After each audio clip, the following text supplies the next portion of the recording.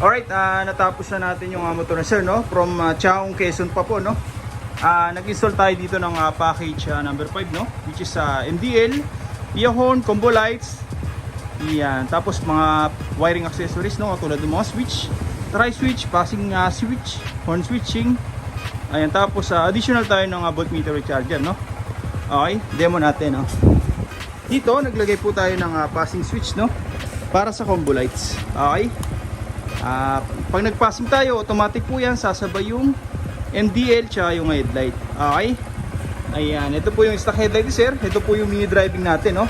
Yun, no? High lumens po yan mga sir, Yan po yung MDL natin na matingkad po ang kulay, no?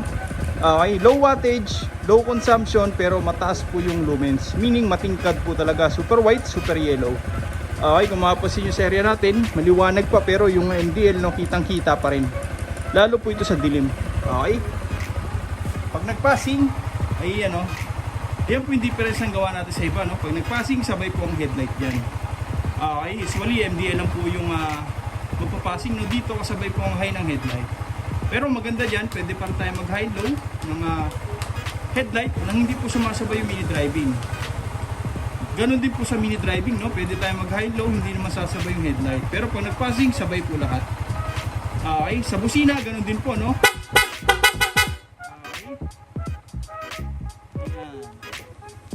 Check natin dito. Back to stock. Tapos yung loud horn. Okay. Sa stock mga sir, no? Wala po tayo nilagay na blinker dyan.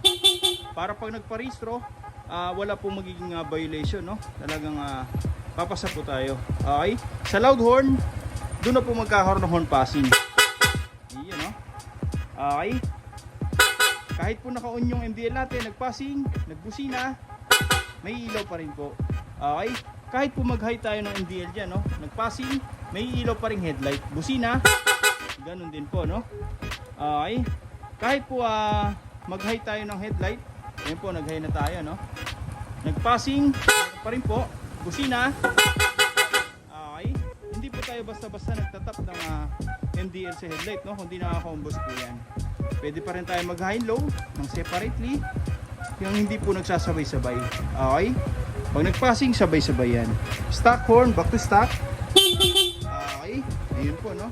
A few moments ago. Alright, Sniper 155, yun, no? Sir, tagasan pa po kayo?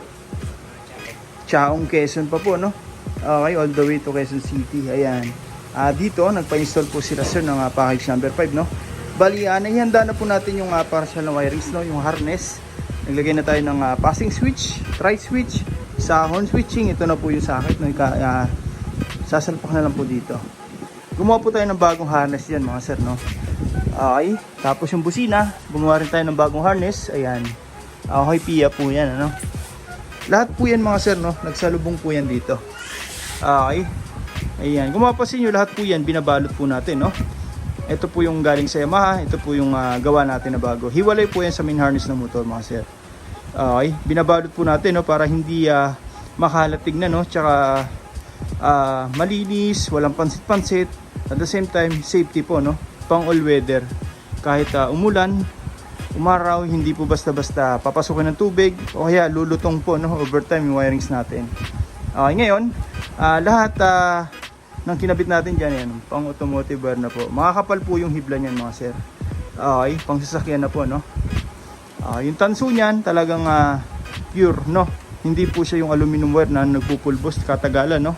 Medyo masilan po kasi tayo pagdating sa wire. Gusto natin talaga yung mga pure copper po, no? Tulad nito. Okay.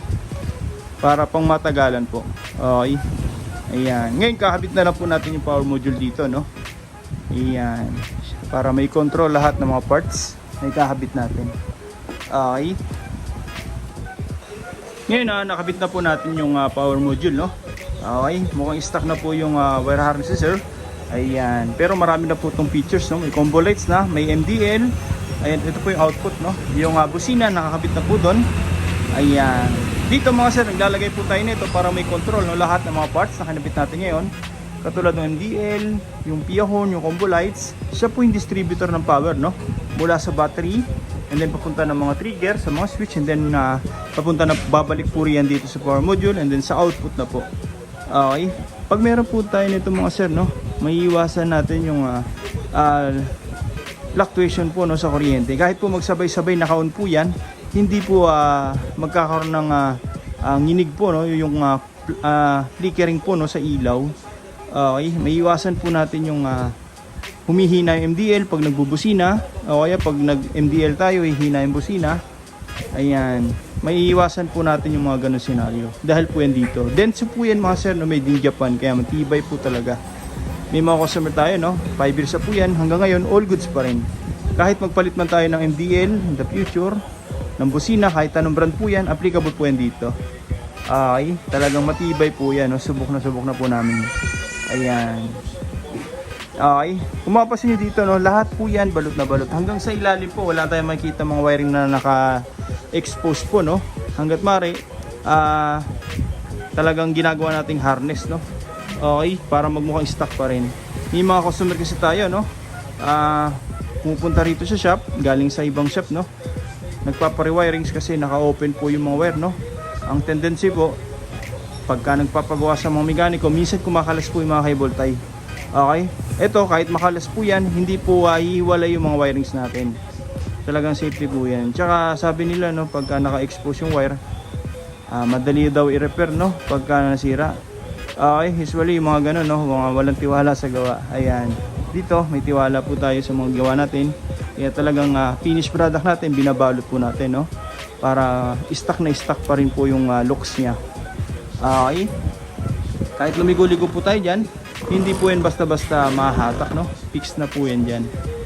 Hindi po basta-basta masusugatan. Magpagawa man tayo sa mga mekaniko, matamaan ng tools, safety po yan.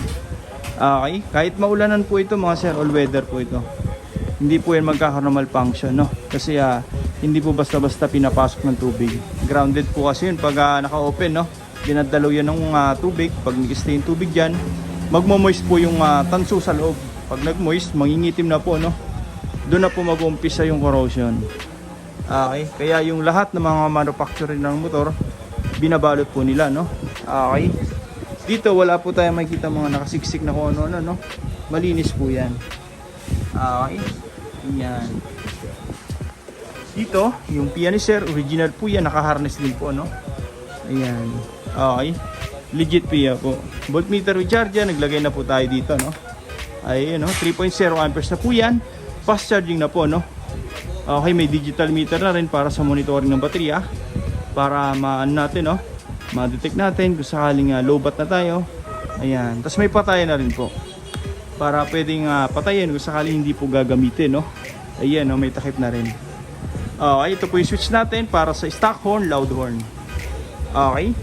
Ayan. Parang stock lang, ano? Ngayon, kakabit na lang po natin yung MDL, no? Ito po yung output niya. Ayan. Okay. Sa mga gusto pong pagawa, no? Direct message yun lang po, MJ Works. Ayan. Sir, no? Taga-Chaong Quezon pa. Okay. Ayan. Maraming salamat po.